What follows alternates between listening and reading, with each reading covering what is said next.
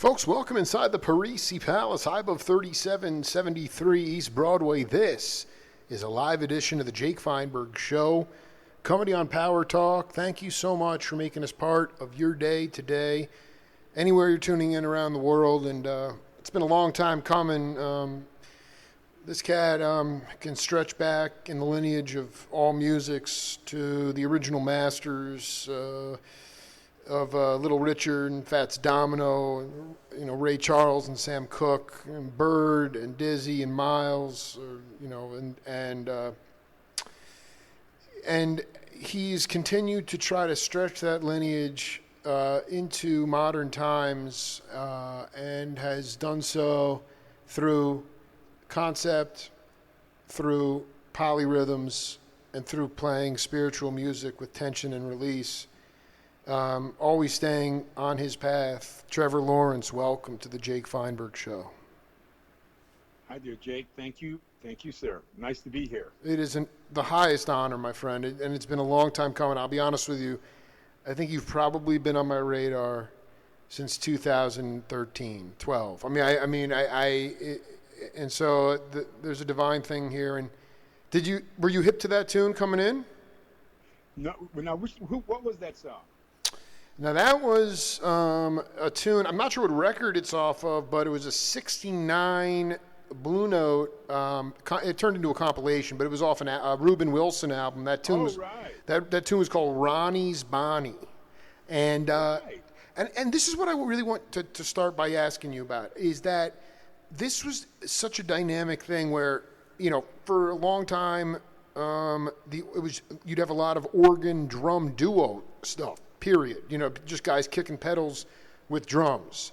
But then you had this combination of organ, tenor, guitar, drums, and I want you to talk about the difference in not having a bass player and how that changed the rhythm of the groove that, like, Tommy Derrick could basically accentuate and play off of what the obviously keeping time, but he would be able to play and enhance what the soloist was doing. Did that just come about organic? What is that about? Let me tell you what happened in that at that time. What happened was, originally I had Tommy Derrick and Reuben working in a group that I had playing at the Baby Grand in Brooklyn. Oh my God! The Trevor Lawrence George Baker Quartet. Whoa. See, and Tommy and Reuben had just come into town. They just moved here from California, I think it was. Moved to New York, Brooklyn, from California, and we had that gig. Reuben played the organ, guitar. George Baker is his name. He later, I made an album on him. We called him Guitar George Baker.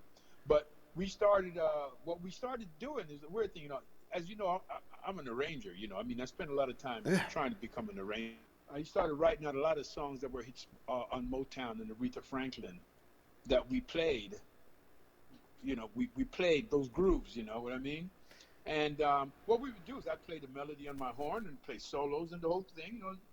But we really tried to lay to that groove. And George was a great R&B player too, and a jazz player.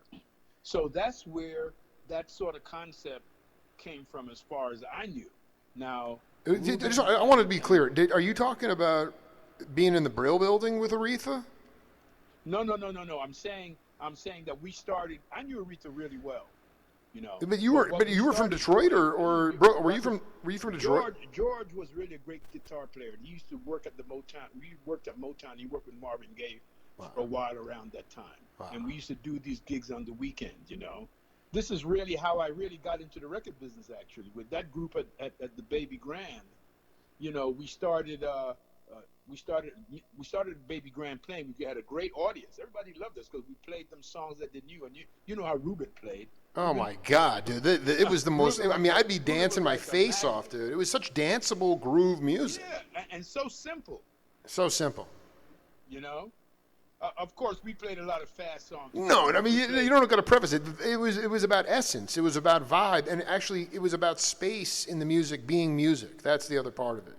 Right. It was just four people, and everybody was playing with each other, and there were good musicians. That's another very important element to it. Yeah, You know. actually, musicians that truly interested in the overall conversation. So tell me how you got into the biz. How I got into the music. So, like I said, well, actually, I was lucky enough to live next door to a guy by the name of Saul Moore. You ever heard of Saul Moore? No. Saul Moore was a baritone player that played in the Les Hyde band. And Wow. he had studied when he got out of the service. He had studied Schillinger, and he was a very knowledgeable guy. You know, Was that the lit? Oh, he studied at Berkeley. It was the Schellinger School before that. No, that was before Berkeley. Exactly. Yeah, no, but yeah, exactly. It's before. It was the name before. Yeah. Yeah, but Berkeley was founded upon Schillinger in a way. You know. I know. No, I know. Actually, for when I interviewed Ernie Watts, I mean, he went to when it was still Schillinger. It was just a one room building on Newberry Street, and he said that it was a place for musicians who were considered professional. It was a profession. Already professional musicians would, if they wanted a break from the road that was eating them alive, or they wanted to learn a new instrument, they'd go to the Schillinger House to learn that. It was not for students; it was for already established professionals. Yeah. Well, a lot of great people studied Schillinger. Yeah. From Gershwin on. Yeah, a lot of great absolutely. People studied Schillinger. So anyway, so that's how it started. So I started out with that guy. So what happened was I started playing, and I understood about music as a science. I understood that there was notation, and I began to understand that graphs, you could do with graphs. There's a lot of ways to accomplish the music. So I learned that as a kid. So as I was growing up, I was in the band in junior high school, and as I grew up, I kept learning. I kept studying more and more about the music itself. You know what I mean? And back then everybody tried to be original. You remember that? Back then. Well, no, I mean, I just one reason my show has any saliency, my friend, is that I was birthed in 1978. This is I've been doing a deep dive as a Gen X scholar. This is way, and so what I'm trying to do is I've interviewed so many cats that we're so in sync right now because I'm there. I've already documented. It was the most beautiful time in American music. So I mean, I listen. Golden era. Yeah. So I mean the idea. Yeah. So I mean, this is not like a linear thing. I think it's mind blowing. You just sort of went to like Anthony Braxton land on me with the graphs and everything. That's special to you though. Not everybody has that gift. Yeah. Well, but the thing about what I think is important about that is that, of course, I didn't learn Schillinger, and I couldn't do what the other people was doing with it, but I heard that it was there, and I understood that it was a concept. I understood that music was a real thing. You know what I mean? Absolutely. Absolutely. It's so dangerous, music, because anybody could make it. Anybody could make a sound. Anybody could have an idea, right? Well, let me just ask you point blank. Yeah. You talk about the quality of musicianship, what was considered, let's just take the Reuben Wilson thing. Yeah. Okay, anybody today can record music, right? Anybody can put music out. But David Spinoza told me, because he worked on Aretha Records, and even just what we listened to from Blue Note, it had to be worthy of being recorded. Right. Right? So, I mean, it was quality music. There was a threshold because it was commodified.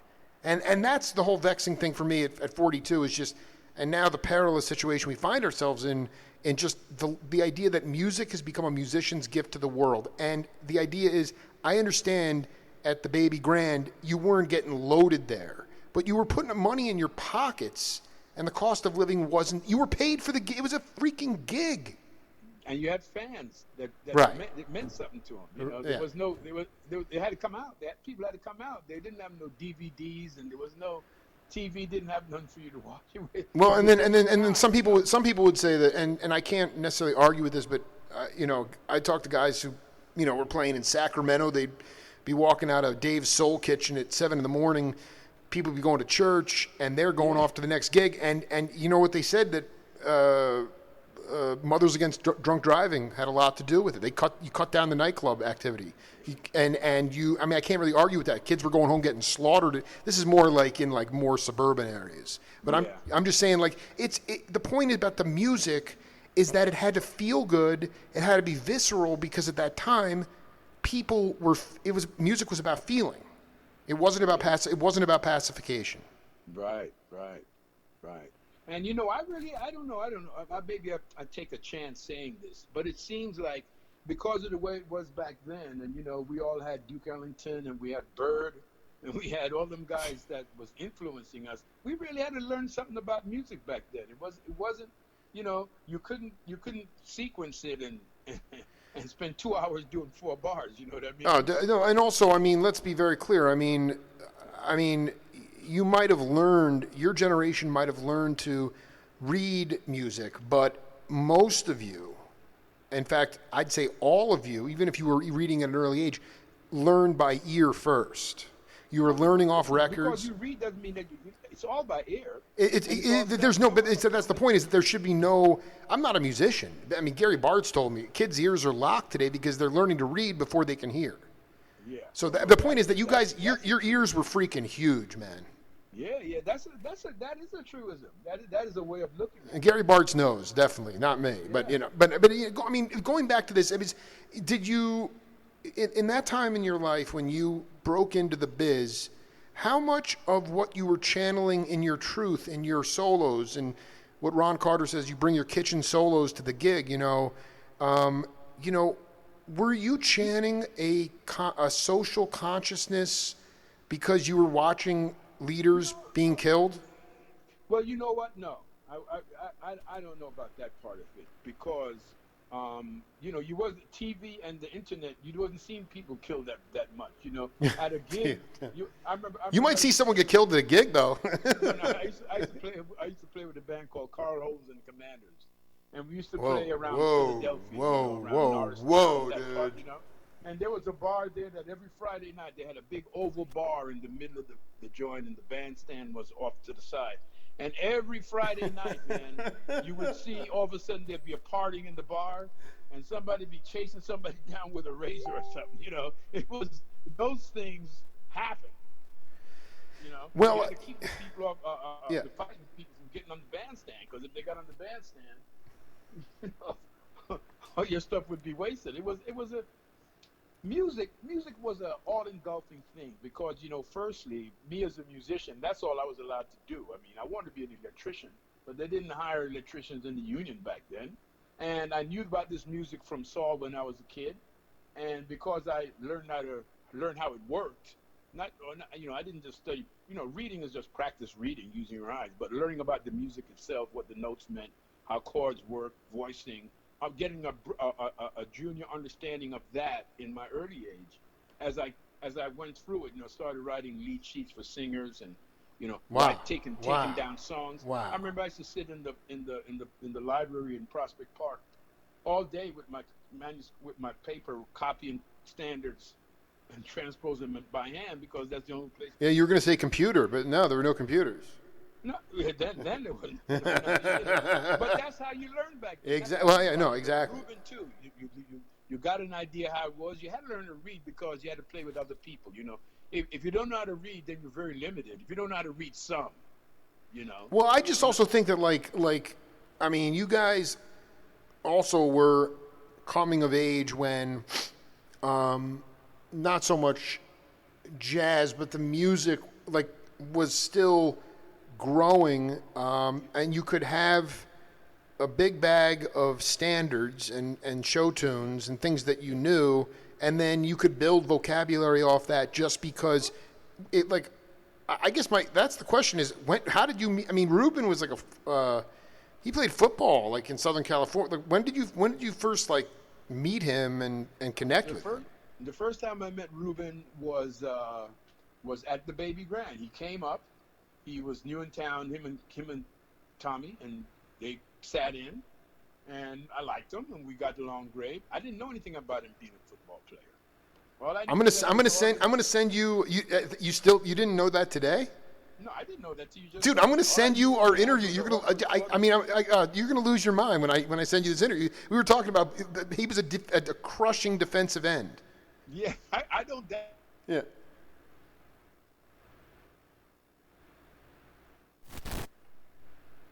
I didn't know anything about that. All I knew is that he could play.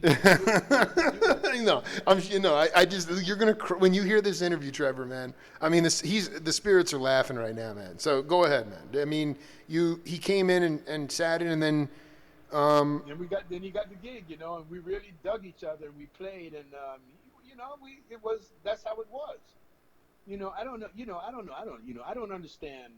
Look, everybody's self-taught in music. It don't matter what college you go to or whatever you go to. When you go to those places, they put your coat to things, and then you got to learn it. Right. You know what I mean? Right. And I don't know. For me, I don't know if I'm any different than anybody else. I think all of us as musicians. I remember I used to see Gary all the time he played the Jazzmobile a lot. I gotta think about. I don't know his last name, but yeah. Gary Bartz. You don't know who? Gary Bartz. Oh, excuse me. The Jazzmobile, was that a TV show? Yeah, the Jazzmobile. This is the No. I'll tell you something, man. Yeah. The jazz, the musicians union, and it was a good gig to have because it paid good. Dude, money. I am loving this. You're predating me right now. No, well, I'm way predating. Yeah, man. Wait, so you're talking like 67? The Jazzmobile was a thing that was there. The union had it, and if you was around and they saw you enough, and you got the thing, you might get the gig to do the Jazzmobile. And he used to do a lot of them, and he went all over the city. He went to Brooklyn. He went to Harlem. He went to the Bronx. And I just want to be clear: it was like a live performance with broadcast, or just a live performance? Oh, just a live performance. What a good gig! Yeah, that was a good thing. You got around see people. I remember one time me and George was doing one of those kinds of gigs in the park in Central Park, and Bobby Kennedy came up.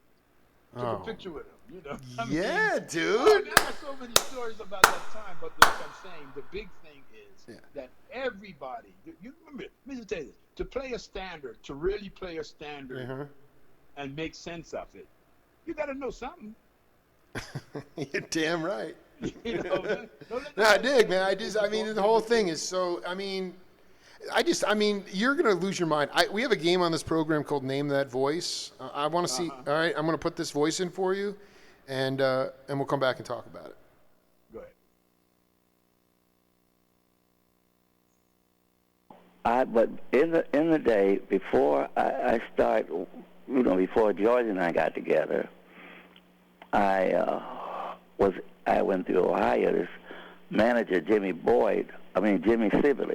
James Sibley had heard about me, and he came to get me. They needed an organist. He was a manager, and he had a few groups, so they needed an organist for this group, Sammy Bryan group. So they came to get me. I didn't want to leave because I had just started playing. I wasn't, ready for that kind of. Of course. And I had been seeing Jack and everybody playing at Jimmy Smith and all of them playing at the bigger club. I wasn't ready for none of that, right? So I left and went to Ohio, Cleveland, Ohio. And I started playing with this group, and we started playing behind a lot of Motown groups when they came through. Dionne Warwick, Gladys Knight, The Impressions, and things like that, Wow. Okay. It was unbelievable. Yeah, no, because so you were, I know that. Who is that voice? I don't know. Is that Lonnie? That is my interview with my first interview. I'm going to send you all these interviews. You were going to be dying. I interviewed Lonnie in 2015, and he told me the most insane story. I couldn't find it. It was frustrating. It's in one of the interviews, and I believe you were in the group, and the old poor Joe Dukes never showed up for the gig, and Lonnie had to fire him. And it was literally. Was Joe Dukes a saxophone player? He was a drummer. There was just this flash of like one night at a club he never showed up, and you guys had to play without a drummer or something. It was just like your name is continued. Did you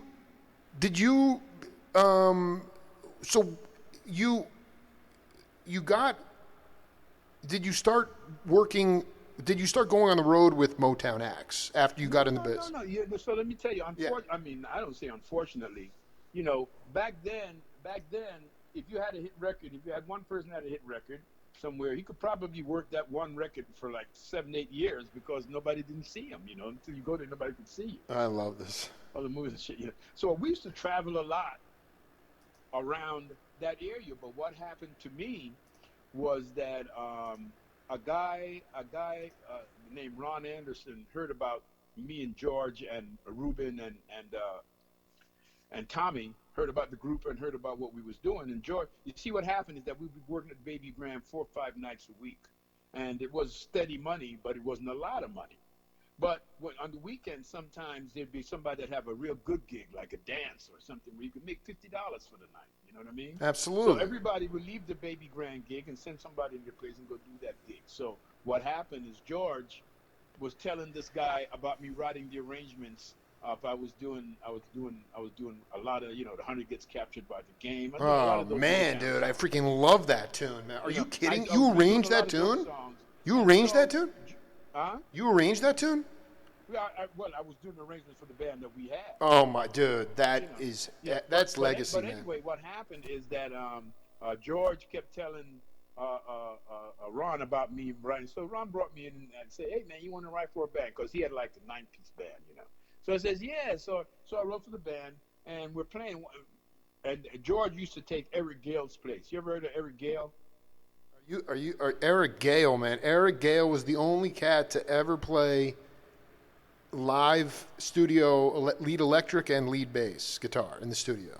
Unbelievable, badass. Yeah, and Eric Gale, the guitar player. I figured you may have been jousting in your bands potentially even earlier with the Wiley, Gordon Edwards, and versus Purdy. I knew Gordon Edwards lived down the street from me. Gordon. I mean, right around the corner, yeah, because they used to do the dance thing, and he'd want to kick Chuck Rainey's ass. They were all. Well, I just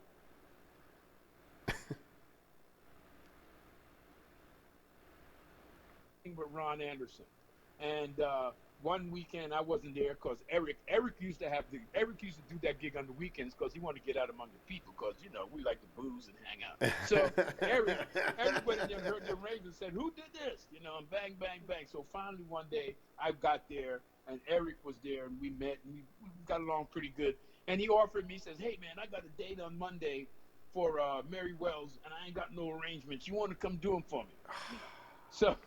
So I said, "Okay, I'll come by and pick up." That was a Friday night, I think. I went by his place. Man, I go up to Eric's place, and he's living on right off of 8th Street somewhere, and I ain't never even been to a building like this before. I'm from Brooklyn. This fucking building's a 60-floor building, and he lives on the 37th floor. Wait. You're telling me that you lived in Brooklyn, but you never went down to the Lower West Side of Manhattan? Well, I used to go down there. I'd go by the Gaslight, and I'd go see Sun Ra now and then, but I didn't have any friends. Whoa, wait. You would go see, like, Coleman Hawkins at the Gaslight? I saw, as a matter of fact, Coleman Hawkins, was it the Gaslight or the Half Note? Trevor Lawrence, man, you are on fire. This is the most insane. So you're talking like. There's this guy standing up there, and he's playing, and he's just waving across the audience because he's not just standing in front of the mic. He's just waving side to side, and every time he'd come to your side and he'd go to the other side, he'd be hungering for him to come back to your side. You know what I mean? You talking about Coleman? You talking about Coleman? Such an eye-opening experience. Oh, it's so beautiful. My God. So Gale. So you went down lower. 37th floor. You opened the door and yeah. I had never, like I'm saying, I live in Brooklyn. I think at that time, I was living in Brownsville, as a matter of fact. I was raised in Bedford-Stuyvesant, but then the house burned down and we moved to Brownsville. But anyway, to make a long story short, I did that with Eric, and I did that. He gave me that arrangement. So I go to his house. I'm thinking he's going to give me the tapes, and he's going to tell me what he wants, and I'm going to have a couple of days. He says to me, "No, man, you should just stay here and do it. Just do it." You're like, I gotta stay here. Oh my God, this is great. So, I did it, and there's a lot of entertainment value around, and then so I got to the date Monday, and I back then I didn't even know that they had copyists that did all the copying for you, right? I copied it out myself, and I gave the baritone player was Jerome Richardson. Oh, dude.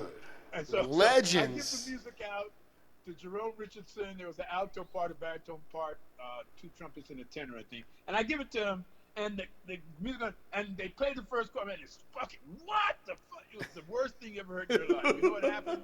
I didn't write that the baritone part was the baritone part and the alto part was, so they had it switched up. So, Oh my God, the gate. Oh man.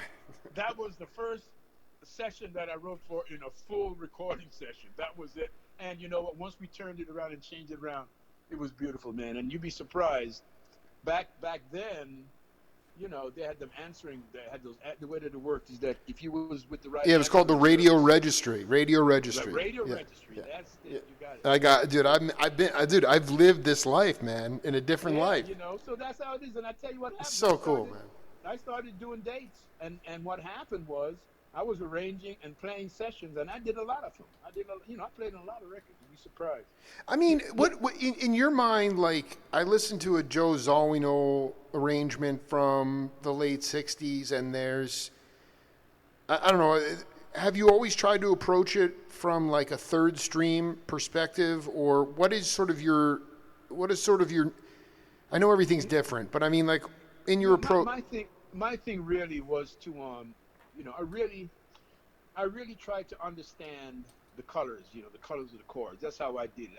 I didn't do it from a third stream. I didn't know any stream. I didn't know what it was. All I know is that this is the way I understood it. So you were doing it by ear, essentially, though. Well, I knew what it was, but it was whatever I heard. There's a difference between playing by ear, and playing what you hear. You know what I mean? A lot of guys play shit and they think that's what they heard, but it wasn't. Oh, I love it. That is maybe one of the most zen lines I've ever heard in my. Is that your line, dude? Is that your line? I didn't. It's my line. It's my line now. By the way, I just want to be very clear. What was the name of this Mary Wells record? I can't find it online. I don't even remember. Are you sure she was the leader on it? I mean, this is really important, man. Yeah, I don't even remember. I was the arranger. Yeah, I don't even remember. Oh my! But that's where it started. I mean, after that, I wrote that song. I'm so excited, right? You ever heard that song? Yeah, I know that song. I can't. You're just blowing my mind. I can't even handle this right now. No, I wrote that. What actually happened? My whole thing came to the record business really because, firstly, I always played, and I was always trying to find out more. You know what I mean? That's that whole thing. That's what Saul sort of showed me. And the whole thing back then was you had to sound different. You couldn't sound, even if you was doing the same kind of thing that somebody was doing, you had to have that little thing that made it your kind of thing. You know what I mean? Would you say that people got picked on if they were channeling too hard on someone? If you were channeling if you're channeling, meaning if you were comping somebody too much, they'd be like, "Yo, Trevor, man, get off a train. You're way too into train ride." I don't even know what they'd say, but like, I know what you're saying because David Garibaldi from Tower of Power, dear friend, I tried to understand like Coleman Hawkins. I tried more to understand why he was playing what he was playing, rather than trying to imitate what he was playing. You know what I mean? Right. Well, absolutely. Yeah, absolutely. That was my thing. Were you working to this day? Yeah. I mean, were you doing when you got in? Were you just sort of a contractor for Atlantic? What companies did you work for? No. The way that it worked. I'll tell you another thing that happened. Remember, at that time, New York was like the place. Before. Later, everybody moved to California when the 70s came around. Quincy moved to California first. But in those days, New York was the place. And there was a lot of sessions. And what actually happened is, I'll just tell you the story. People, like, say, from Washington is a big black community, right? And what happens is in those smaller communities, urban communities, there were radio stations. And local people could make a record and get it on the local radio station. They call them turntable hits. A guy can come and make a record in New York and put it on a record, from Washington, go to Washington, put it on the radio, promote it, and he would sell records all the way down to Georgia. And he didn't even know, and I guarantee you he didn't, I know the Whispers, they were in, Sly Stone was playing their stuff, and they didn't even know it was a hit in the Bay Area. That's right, that's what I'm trying to say. Magic, man, magic. It was a different time. Look, it's like promoting. Your promotion sort of came from that time where you find a place and then you build from that place. I dig. I dig. So what happened is that, like for instance, Richard, the group, Listen, I got into the record business as a profession. I mean, I've been writing a lot and practicing a lot and doing all that shit. But when I became a professional musician, where I started doing record dates, my weekly or daily, and no weeks went by when I did. But my rhythm section was Chuck Rainey, Bernard Purdy, Eric Gale, and Paul Griffin. Paul Griffin. Are you kidding, dude? And Richard T. I said that, right? Yeah. And then I didn't. No. T. Cornell. Was Cornell there? Well, no. Cornell was with King Curtis mostly. I did. Okay, so you were. I mean, so you. But you. This is so beautiful because you were part of that. You were not part of the Everett Barksdale crew. It was the Chuck Rainey Purdy crew that was your team. Well, that's the key team that I ended up working with because of Eric. See, because what would happen is that they would do the dates, doing all the big dates. But people would come up from out of town, and they'd have, the way that it was, you went in for 3 hours. 3 hours, I was able to write in 3 hours at the Hit Factory in New York, or Jerry Ragaboy's place in New York. You come in, they had 2 rooms. They had the control room. There was a big room in front of the control room. There was a smaller room in the back, and a second room. And you put the harp and the few strings in one room, the rhythm section in the other room, the horns in one room. You go in for 3 hours, and when you come out, you got to have 3 or 4 songs. And it'll be written out, but it's written out just the changes in light, and everybody that's doing it realizes that they got to understand what the deal is and then do it, because that's how if you didn't do that, you didn't come back again. Do you believe that cats like Paul Reiser at Motown, they were doing the same things, like the same? But that was the idols, man. I remember when I heard Tammy Terrell and Marvin Gaye, that album, and I heard that arrangement. I said, "Shit, this is what I want to do." Yeah, I did. It's so interesting. It was like acoustic soul. It was really interesting. It's. And let me just tell you this. Them kind of arrangements. Everybody used to say Charlie Parker used to walk around with Stravinsky's. With Stravinsky's chart in his pocket, because the musicians back then the music, and we was all trying to learn how it works, and what's happening with it. It's because there was no way for you to sit down as an arranger. There was no way to sit down and get a synthesizer and get the sound for this and the sound for that and do 200. There was no sequencers. You couldn't do that shit. You had to hear it. And what you wrote had to be what you heard. And I just want to be. I mean, you have the musicians in front of you. And I don't want to go on about this point, but I just think that I hate. It's depressing for me to say this, but for somebody who whose brain was wired the way yours were, there's no way that you would be. You would not be doing this for free in 2020. You would be an electrician today. Dude, you were getting paid, man. Yeah, you're talking about it like science. They invest in science. There was investment in music. The significance of music in the culture was huge. There were touring circuits. You'd go in. Exactly, man. Kids knew when they didn't know shit. Yeah, and it just it was anyway. I just want to go back for a second here. Before you met George, is it George Davis? You said, what's his name? Baker. George Baker. Is he still with us, by the way? Huh? Is he still alive? No, he just died in November. Oh, okay. Rest in peace. He's looking down. Yeah, rest in peace. I mean, you're saying though that when you were just a boy, teenager growing up, 18, I'm talking predating Baby Grand and meeting Reuben. I'm saying. What did you get to see Modal train live? You saw can you talk about what was so inspiring about that movement of rhythm in your mind? We just lost the late great Jimmy Cobb, who I got a chance, the man, but his playing was so gorgeous and subtle and ridiculous and swing. And then all of a sudden you had these sheets of sound from Elvin and basically the padding from McCoy and Garrison, and I mean you were in the front row of that. Were you there? No, but I was there on the records. I was there on records and listening to it on the radio. I was there, but I I didn't go into those clubs. I couldn't. How could I afford that? I was from Brooklyn, man. I was a kid. And I just love that. I love that Brooklyn is so gentrified now. You're like, I was from Brooklyn. You know, it's like no. The thing is, But I mean, look, I do dig the fact that you were going to you saw some. I'm just saying your earliest moments of spiritual music. What would you consider those to be? The thing that was what happened to me was, let me tell you what happened. When I was a kid, my aunt who lived in Buffalo, my aunt and uncle lived in Buffalo, and they hit the number, and they knew that I loved music because I really started playing music, like a demon when I was 11, right? So they hit the number, and so they fly me by myself up to Buffalo, New York, to buy me a saxophone. Well, you're talking about they won the lottery. Is that what you're saying? No, the number. We didn't call it lottery. Dude, you're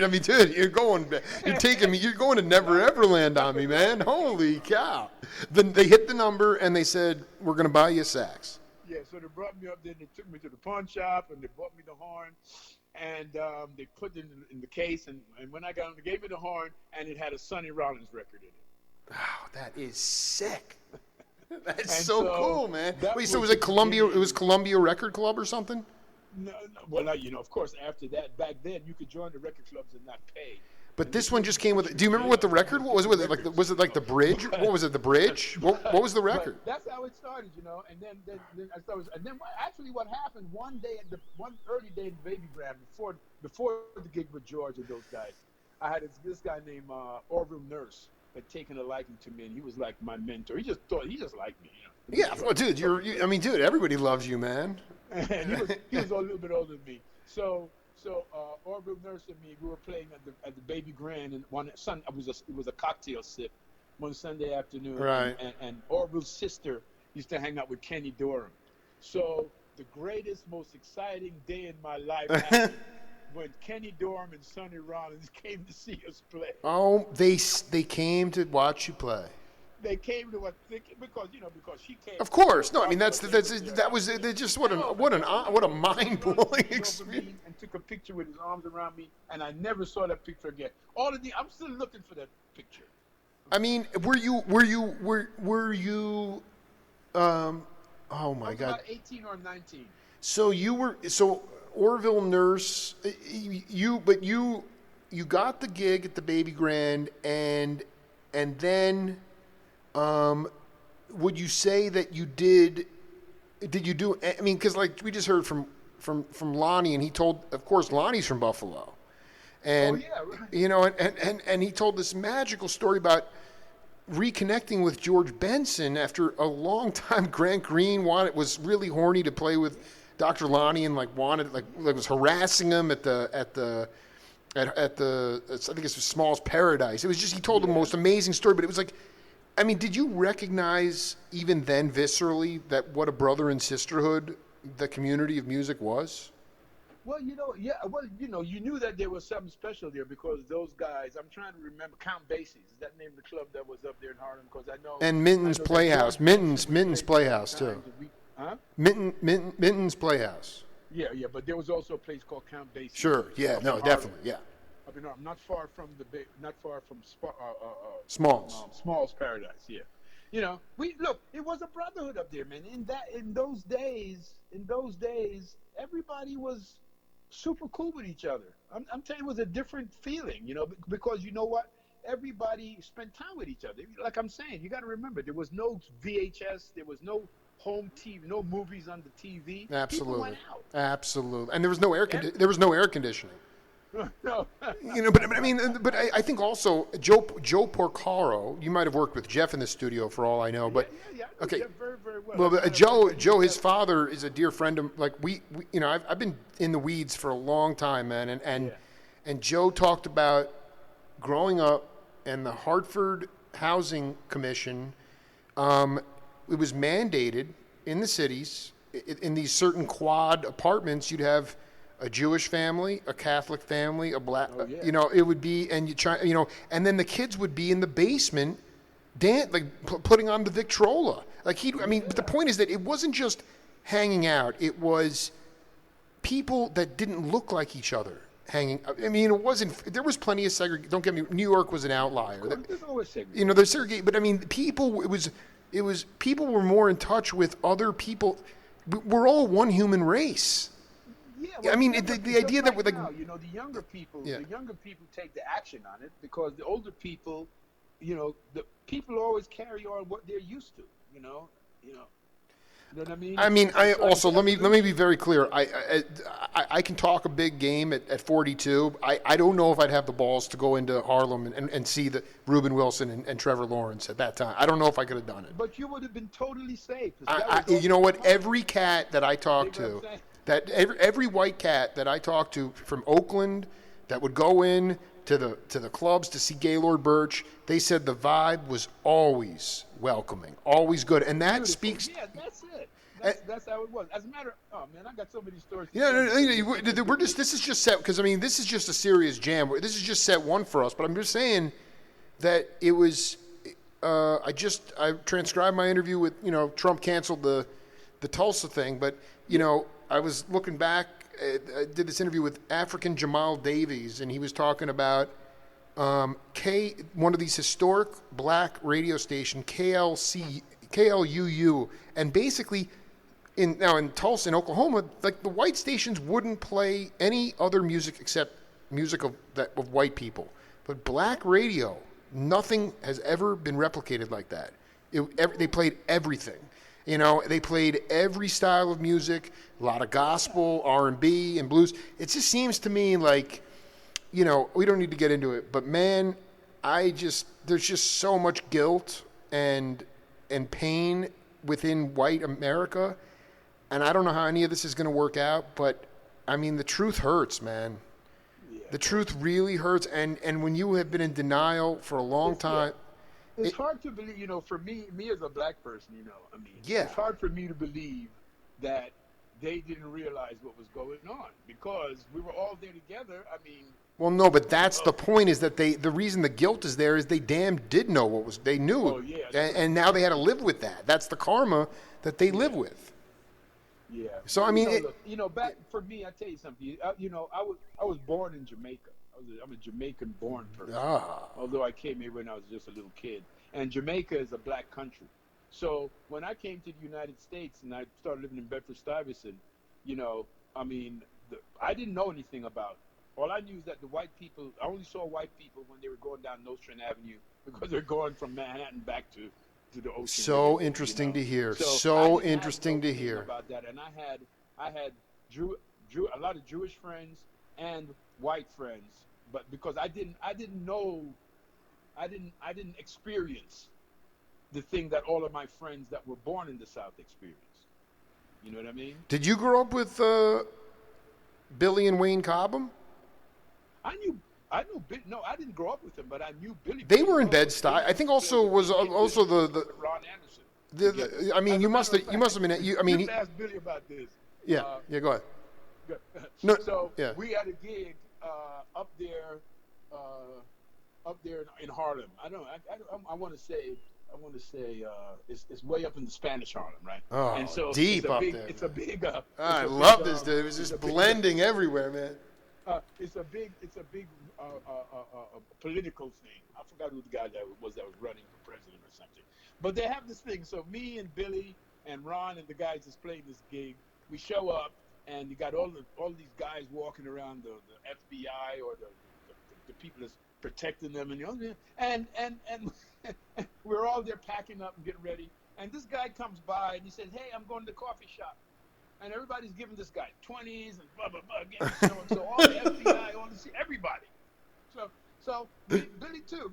So 45 minutes later, we're wondering, well, what happened with the guy with the coffee? Wait, hold on for a second. Wait. But you're telling me this was like was this some like sort of just another candidate or somebody that actually was it like he didn't win. The guy didn't win. It was a candidate. I don't know. He might have been running against Kennedy. This is so you and wait. When you say Ron, you said Ron Carter? No, Ron Anderson. Ron Anderson. Me and Billy Cobham is who I was talking about. Dude, this is so freaking. And so you guys gave him the money. Where the heck did he go? He's gone with the money. He took the money and left. Well, see, this is because I mean, Trevor, if you really want to know where the rubber meets the road on so many levels with the Jake Feinberg Show, it's all humanity. It's all wrapped together, and legitimately one of the greatest stories is about a guy that you may or may not have seen at the Gaslight, which was, at the time, his name was Hugh Romney, later became Wavy Gravy. And he was a poet and eventually became a clown. And he used to, on Monday nights, take Jackie Byard, Don Ellis, Jimmy Jufrey up to the Golden Lion in Hartford, Connecticut, and do beat poetry with jazz. This is like late 50s, early. I mean, dude, it was like, I'm like, this is America. This was the most. I mean, dude, I know you were too probably you stayed in your neighborhood and it was and as a kid, but that early 60s time they called it the birth of cool, but man, it was a righteous. It was a righteous cultural time. time. One thing, us guys in Brooklyn, we knew about beat poetry. We liked that shit. Dude, it was just seeping out everywhere. Everybody was into learning more and being more aware. I mean, that was just and like I said, a lot of things were bad, and each individual used to have to find the way to do the thing that they did. You know what I mean? Well, no, I think also you just said it. Here's the point. There was incentive. I'm not saying it's all about the bottom line, but there was so much despair and there was ugliness. One of the things that there was incentive to learn because music, a gig as a musician, was a good paying gig. Yeah. Mike Mainieri, who was singing doo-wop, was basically in the studios on the Paul Whiteman show. Again, this is like 10 years before you kind of. I mean, the point is that he was making more money than his father in the ghettos in the Bronx. Well, that's what it was. At that time, even as a kid, I don't know if you made $15 a gig and you worked 5 gigs a week. That was more money than the people, because the people were making 75 cents an hour. Right. So right. It's just unbelievable. Than people working the gig. It's just so cool that at one time a musician was rich. It was considered like an athlete of today. But so you saw Sun Ra. I'm just talking about like when you. So you talked about Durham and I mean there was dude, Sonny Rollins that was the other thing about these guys, like. You know that better than anybody. I mean, they'd be at Thad and Nell's Village Vanguard checking out cats playing. You never knew who was in the audience. Yeah. But if there was like, were you, so you studied. You had that great mentor. Saul. Yeah. And I just like, were you, like aware of the. Of course, you weren't aware of the loft scene. You were too young. But it's like, was there a black loft scene that you eventually became attached to as well? Where basically you could go and just there were ones on the Lower West Side because it was like a musicians' community. Well, you know what? They used to have jam sessions at the Y. Wow. The 92nd Street Y. Jam sessions at the YMCA in Brooklyn, and this guy named Rector Bailey, who was a guy that apparently had some money. I don't know. He lived up on one of the expensive streets, and he had all the young Caucasian kids came to him to study music and all that. Rector Bailey? Rector Bailey. You go play in the band, you go to his jam session, and you really had to know your music because he played the bass. And if you was fucking up playing the wrong notes, he'd bring the bass over to you. So when you got up there, you want to really make sure that you knew all the changes to that song. But just to be clear, you were too young to go to the 5 spot to see Monk. You didn't go you couldn't go see Monk. Well, I mean, you know what? I don't know if I was too young. I mean, 18, 19, 20, but I didn't have the money. Later on, I met Monk. What actually happened? Well, I tell you what happened. This is funny. I'll tell you this story. I had to be maybe a 1920 or something in that area. Right. And I was playing a gig. I got hired to do a gig with a woman by the name of I can't remember her name. But anyway, as it turned out, she was married to Paul, the piano player. Weird thing, because I met her first, and then Paul, and that's how I got into really playing. You know what I mean? And then I met this guy Ray, a bass player, a great bass player that I met through this gig, and I ended up hanging out with him a lot. What was his name? What was his full name? What's his name? He ended up taking me down to the 5 Spot, and I met Monk. I met Monk hanging out with him. I ended up meeting Monk eventually, you know. And Monk lived in an apartment house that my aunt lived in. Wow. At one point, you know. But so in other words, what I'm saying, I didn't have the wherewithal. I didn't even have the desire to. Those guys, John Coltrane and Miles Davis, and those guys were like gods. You know, I just listened to their records. You know, going to see them in person was beyond me because it was too expensive and I didn't know when, and I just, you know, wasn't there. But them, and I always felt that everybody was much older than me. So I always felt like I didn't know. You're just a young man. No, but I mean, but it makes sense. I mean, once you started to, you know, get yourself together and was it fair to say that there was friendly competition between the Lower East Side Slugs versus what you guys carved out in Brooklyn, or were you going down there too? And was it? Yeah, but you know, Slugs. I remember when Eric and that guy, those guys. You know, you got to remember at the time those places weren't the historic places that they are now. Right. You know, I mean, listen. To me, it's all a fantasy, but at the same time, it's like to know that to go down there at a certain point in 1969, and know that it was you know, Larry Young, Tony Williams, and John McLaughlin, and John's singing and John's reciting poetry. They're all reciting. Yeah. They're all reciting poetry and playing spiritual music, and people are getting. I'm like, are you kidding me? You want to talk about? You know where I was in 1969? I was playing at Woodstock. Wait, With just. The Butterfield Blues Band. Okay, so that because okay, so I mean, I don't know. This is we are, dude. We are gonna have to. We have plenty of time. I have another voice to play for you because there's many different chapters of Trevor Lawrence's career, and we're not going to try to get through them all I'm not today. taking up too much of your time here. We've been on this for a while. Dude, this is just set one, and let's not try to bite it all off today. So here, check out this voice, and then we'll come back. Wade Marcus was from out of the Detroit area, and what happened with him was he arranged that whole thing, and the producer. He was from out of New York here. He eventually did quite a bit for quite a few people. What was his name again? I can't think of his name right now. Yeah, no, it was the George Butler. Yeah, George. George had, what happened was George had just got into Blue Note when he did this particular album. And he came in to change the approach in Blue Note as far as the music was concerned, in terms of using people that were really, really, really qualified to do particular arrangements. And so that's how I happened to get involved with George. And George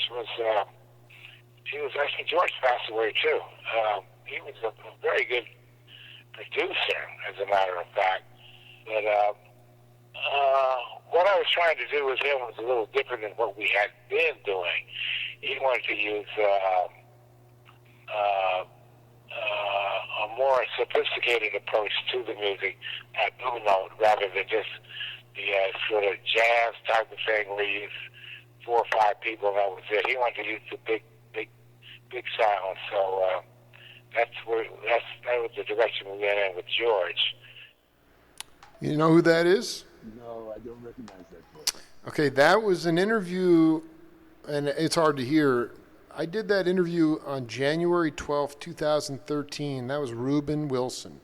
Oh, really? Wow. All right, I'm going to send you this interview because we talk at length about his football career. He played semi-pro football.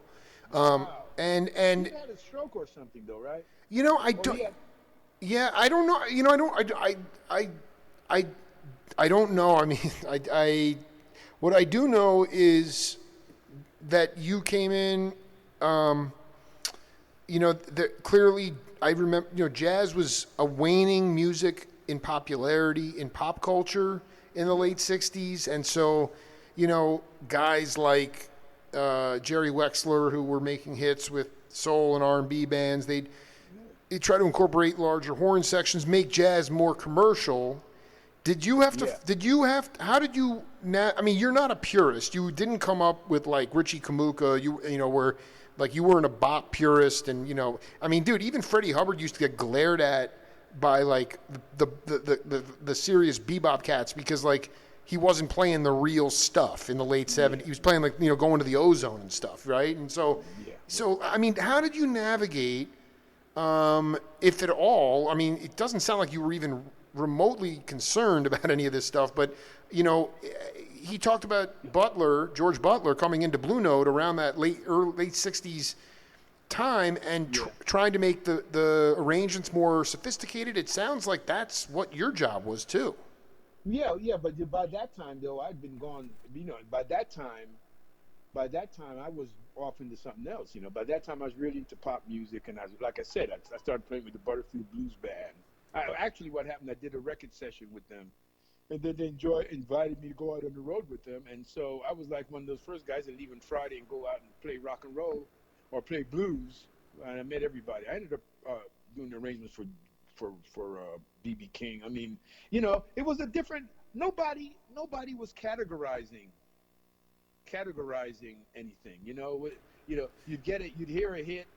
A person would have an idea for a song, and it was generally very basic changes because that's what the people that wrote the songs. That's what they knew, and they'd want to have it sound a little different than everything else. So they'd bring somebody in that knew how to make things happen. You know what I mean? That knew because they couldn't write the music for strings, or they couldn't. And people like George Butler, who was a great arranger, right? Producer. Yeah. I mean, unsung cat, man. Very unsung cat. Yeah. Those people, us younger musicians that were doing those little arrangements, those smaller arrangements, we knew about those people. As a matter of fact, you'd learn that, like, Jesus Christ. I mean, good thing they could double things because you'd have two to four strings and a harp, because I remember a lot of records back in those days had a harp. The harp. Oh my God, dude, it was nasty. And plus, also the symphonic stuff was so sophisticated. It was so nasty. People with no money, people with no budgets, they still had to compete with those records with all the real stuff on it. You know what I mean? So they'd come to people like me that could do it for them and make them sound something like that because they couldn't afford to buy it. Well, no, so I want you to point to an example from that early 70s time when you did just that. When you took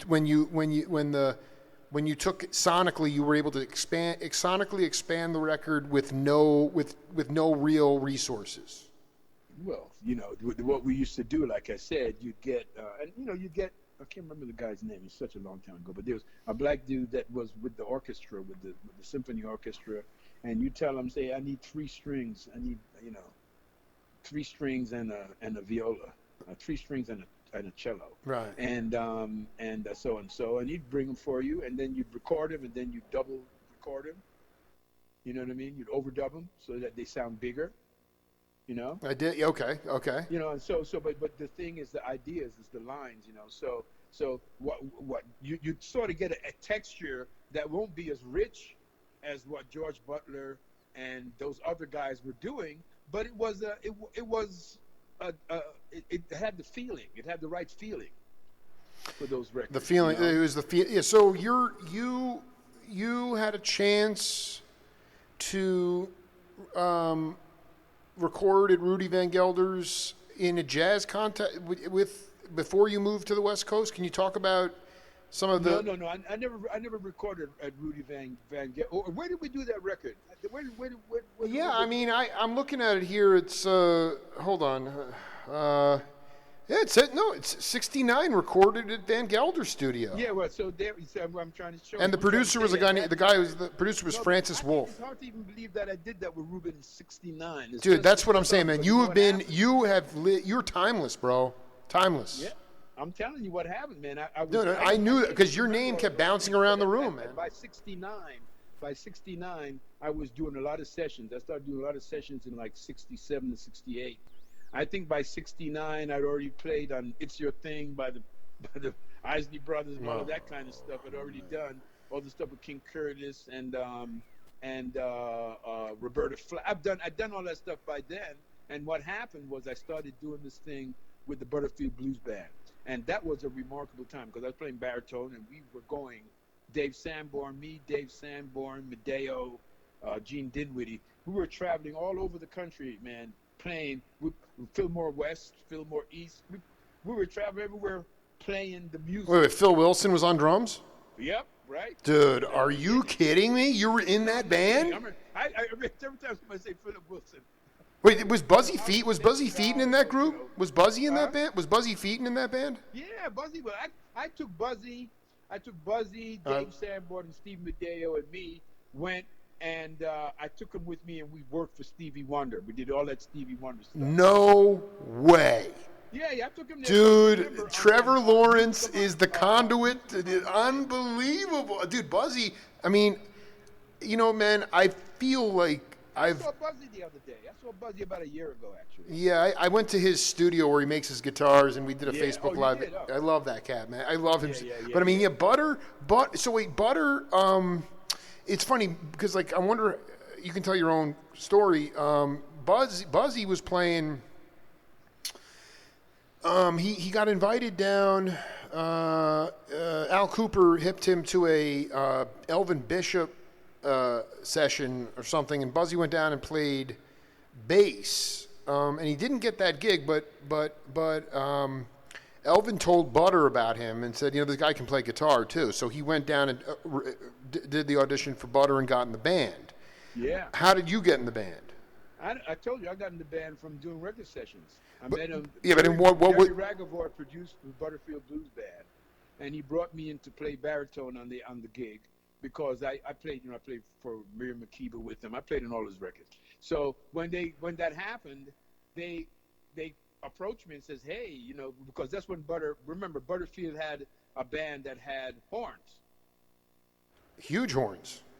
Well, that's the band I was in, and so that's how it started, you know, and then we did all of that, and then I was playing with Butter then, and then during the week I was writing my arrangements and doing record sessions, and you know that all happened. Then I met Stevie, and we got in the band with Stevie. That's when we did what's the name of that one?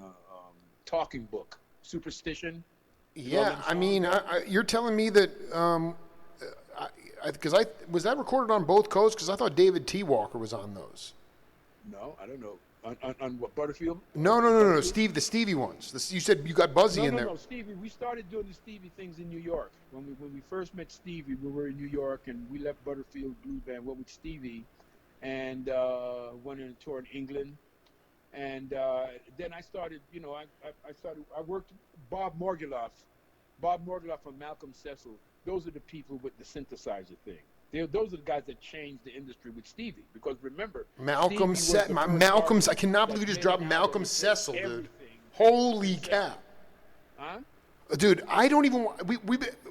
This has been like a Love Supreme jam session, dude. This has been like the heaviest freaking jam. I mean, did you know Dennis Whitted, or was Philip Wilson or Ronnie Barron? Who was playing drums? Dennis Whitted came after. When I first got in the band. How do you know all of these names? When you bring a Ronnie Barron, didn't Ronnie Barron play with me with Stevie Wonder? Absolutely, no, dude. I mean, I've been shedding. How do you know all of this? Dude, I've done 2,000 interviews. I have I mean, dude, I'm telling you, man, the divine has connected us, man. Dude, Henry. Yeah, right. But I want to be very clear. One of the first cats who believed in me and went on my show when I didn't have my voice and didn't know what I was doing in 2011 was the skipper Henry Franklin. I love him. Oh, man. Really? Yeah, man. But see, that's where you can butter my bread with everyone, man. To me, I don't know what it meant to go. I don't know if, like, you know, if I was married and we got a babysitter, I'd be like, honey, let's go see some music tonight. And then it would be like, you know, would you wind up going to Buddy Rich's place? Or would that mean going to Harlem? Like, you know, like, to me, like, the idea of not stratifying the music, genreless music, or the fact that you could find a Blackwood Brothers record and then right behind it a Gary Bartz record. Yeah. It was like all just put into a gumbo, and it made for all this beautiful humanity. I mean, I don't need to tell you. I mean, the Army was one of the first places that got desegregated, because of the music. Yeah.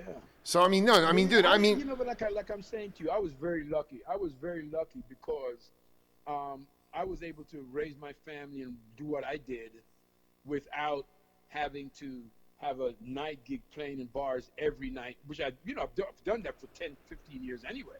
But what I'm saying is that come by the 70s, let's see, I got with Stevie. I got with Stevie, I think, in around 1970 or 71, and then I moved to California in 72. And, when I got to California, I wanted to become a producer. Back then, producers were really respected things, To be a record producer back then was a powerful thing, Absolutely. Because you had to handle the money, you had to know how you had to know how to operate. You had to have a budget. Now everybody's a producer.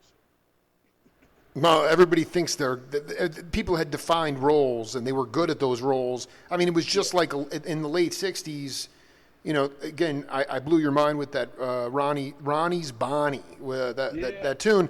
But I mean, John Densmore from the Doors, they were on Elektra. Okay? Yeah. So that was basically a boutique label. And the big name bands made money, but there was a system in place that had a lot of fairness so that the money trickled down. I mean, you look at some of the records that were pressed on Elektra. I mean, maybe they were one and done, but it just was like the music was able to breathe. I mean, there were radio stations in Newark that would play 12 AM stations playing 12-minute Reuben Wilson tracks. That was not unheard of. Yeah. That's where people's ears were huge. And now, because if you remember back then, well, don't expect me to remember. Around with your car radio playing, you'd hear all kinds of music on the same station. Right. You hear all kinds of music before they split everything up. You'd hear R&B, you'd hear the pop music, you'd hear everything on the same station. And remember, they had instrumental bands that were hits. Were you? I'll send you a deluge of stuff. But I did my biggest impresario event was at last year at the Brava Theater, which is a 400-seat venue in the Mission District in San Francisco, and I hosted a roundtable with Michael Shreve and Greg Arico. Greg was the original drummer in Sly. Michael, the original drummer in Santana. Believe it or not, Santana didn't even have a freaking record deal, and they were invited to Woodstock. I mean, that would never happen today. And of course, But the point is, talk about. I mean, because everybody from Tim Hardin to Alu Raka to Trevor Lawrence was at Woodstock. Yeah. What was that experience like? Well, man, we didn't even know we were going to be at Woodstock. We had just gotten off a regular weekend thing, and we're coming back, and they said, hey, they want us to go up here to this thing, And so we said, okay, and we're going up the freeway, and you start seeing cars parked all over the place and people walking. Hey, what the hell? And we're talking about you're 5, 10, you're miles away from where you're going. It was, man, can you imagine the vibe with 400 something thousand? Well, no, I just want to be clear. But I mean,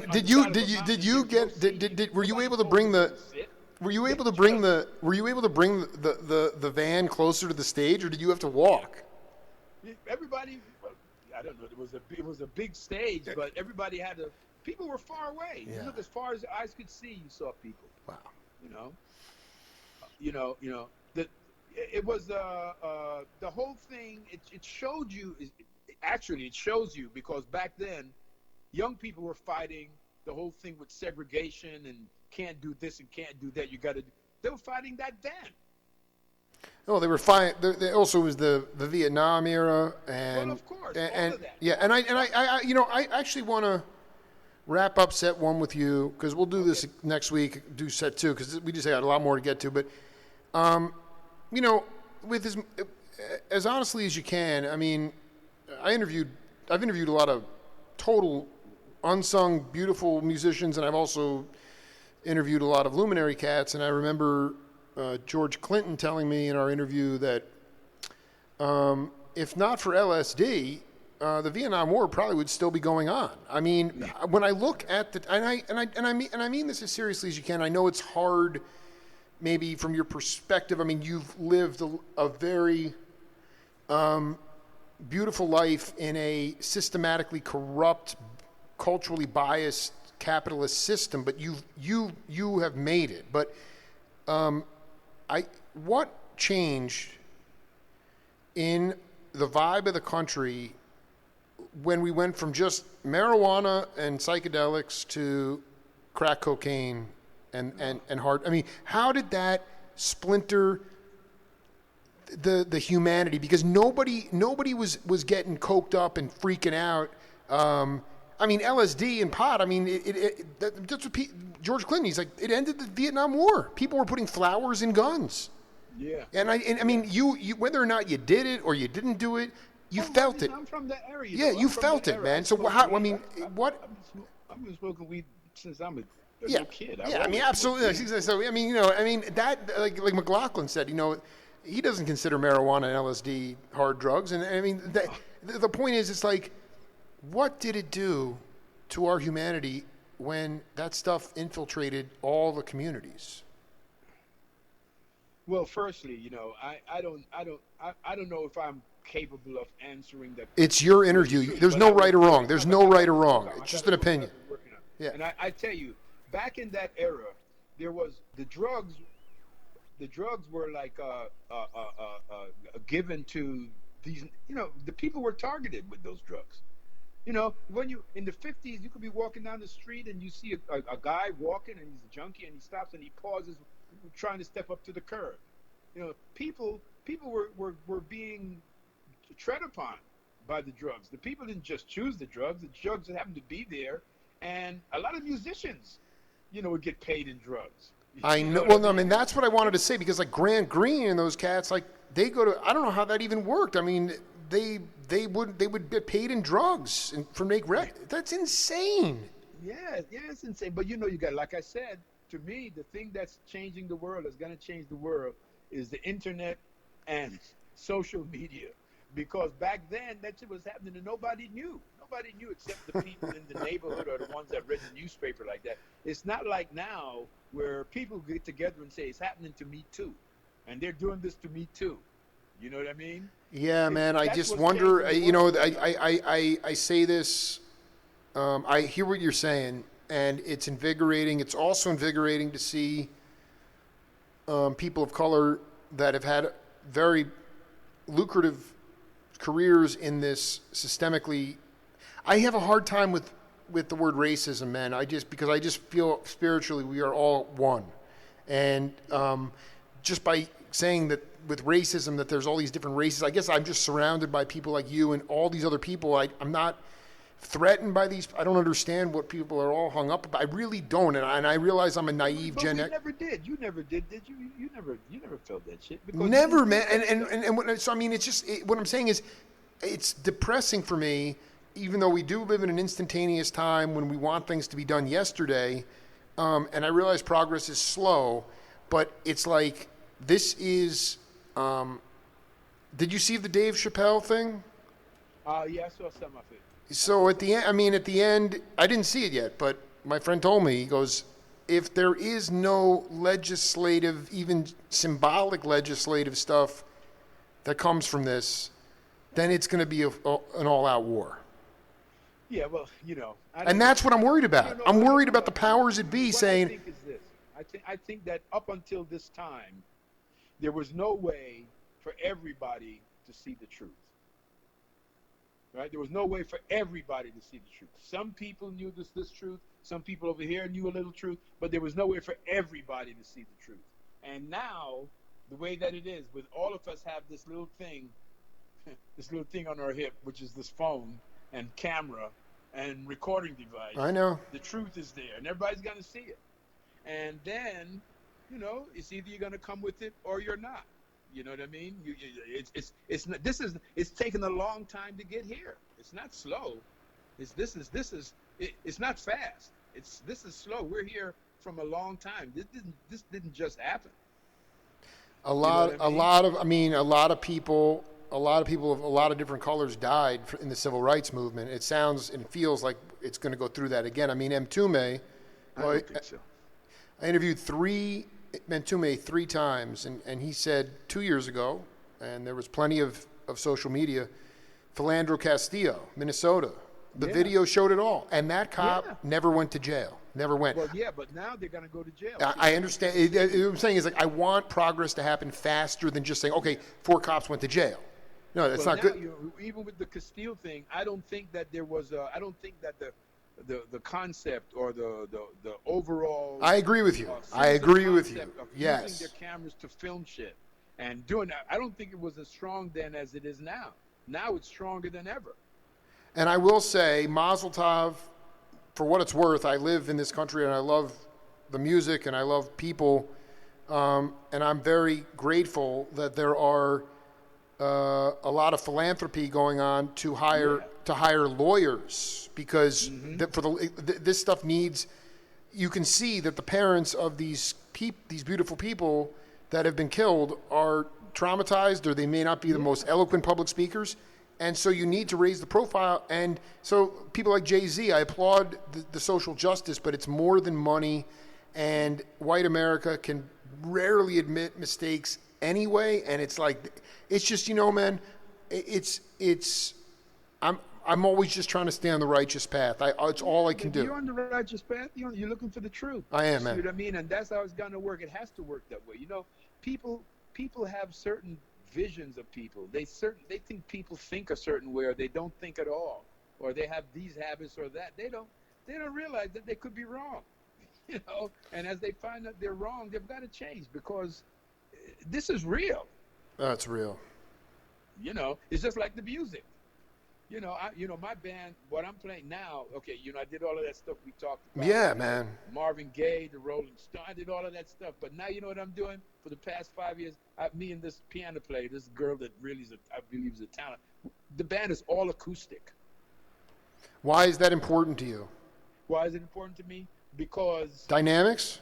It's important because it's the sound of acoustic. The sound of acoustic is different than the sound of electric. So everybody's jumped on electric. So now we need to have some people that do acoustic again. There's a spiritual thing that happens with acoustic music. You're starting to sound like the skipper Henry Franklin right now. Oh, well, you should hear Henry Franklin, man. No, I've heard of many, and you know what I love is that, because I've done like 7 hours, I've done tons of interviews with him, and he hated the electric bass when he had to play it with Freddie. And Freddie wanted some of Miles's money, he's trying to get pot. And I'll tell you, I know he hated it, but man, it's the funkiest, ferocious thing. But his upright playing is ridiculous. I mean, the stuff he did with Hampton Hawes and Calvin Keys on Black Jazz Records, it is. See, that's my pocket. If Trevor, the reason we really hit it off is because I was born in '78, but the only music that I really listen to is basically the decade of 61 to 73, basically. Right? Yeah. And you listen to Henry Franklin playing, you listen to Ndugu Chancellor, pre rest in peace, pre-Thriller, pre-Billie Jean, and they are playing God's music, man. That breaks my head open. You guys were playing, that's what I'm saying, you were playing for the spirit, and you got paid for it. Yeah. And that doesn't happen today. You're a great advocate. You're a great advocate for us. Well, you have dude. When listen, man, we'll be in touch. We'll do part 2, but I'm going to send you a deluge. You have some listening to do, man. You are going to. This is a humbling and beautiful thing, man. Thank you, man. I had a ball, man. Thank you. All right, yeah, be cool. We'll talk soon. Okay, great. All right, man. Trevor Lawrence, what a classic guy. Great day on the Jake Feinberg Show. We'll see you later.